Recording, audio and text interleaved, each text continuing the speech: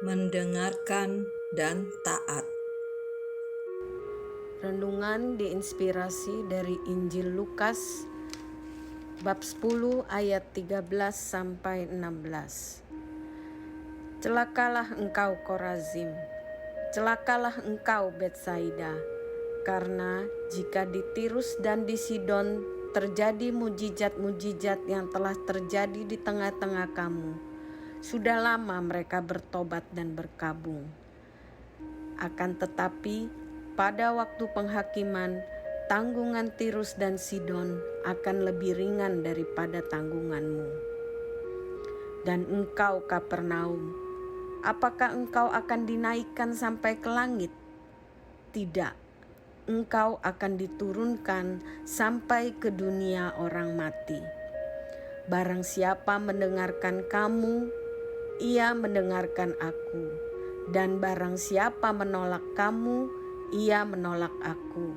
Dan barang siapa menolak aku, ia menolak Dia yang mengutus aku. Demikianlah sabda Tuhan. Terpujilah Kristus. Bacaan pertama hari ini mempunyai setting di Babel.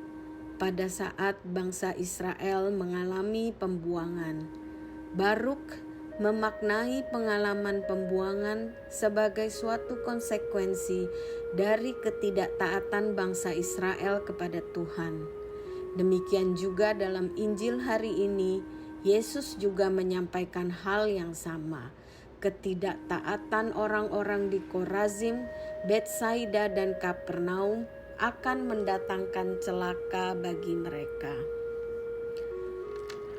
Tinghua, ini kalimat pendek yang selalu diucapkan almarhum ibu saya kepada semua anak-anaknya. Terjemahan bebasnya dalam bahasa Indonesia artinya menurutlah atau dengarkan nasihat.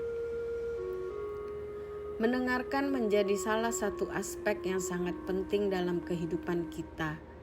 Memilih untuk mendengar atau tidak membawa konsekuensi pada apa yang akan terjadi.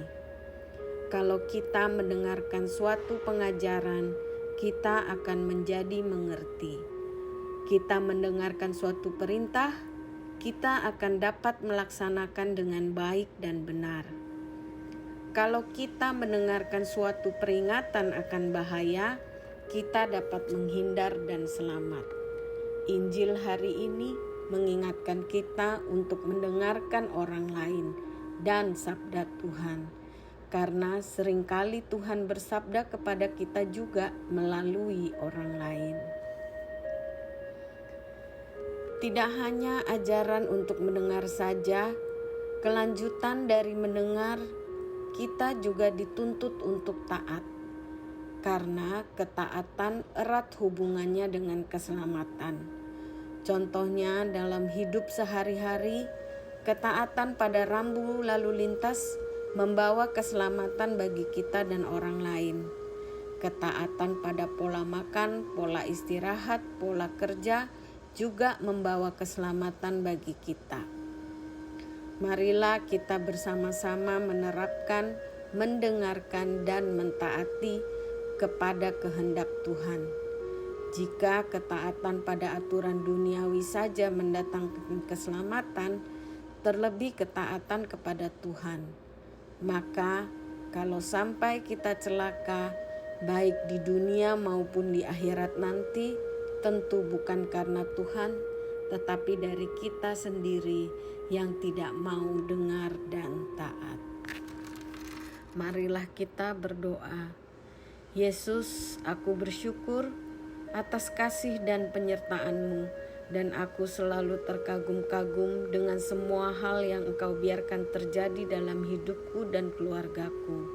Ampunilah aku dan keluargaku dari perbuatan-perbuatan kami yang kurang berkenan di hadapan-Mu, agar kami selalu layak untuk menerima curahan Roh Kudus.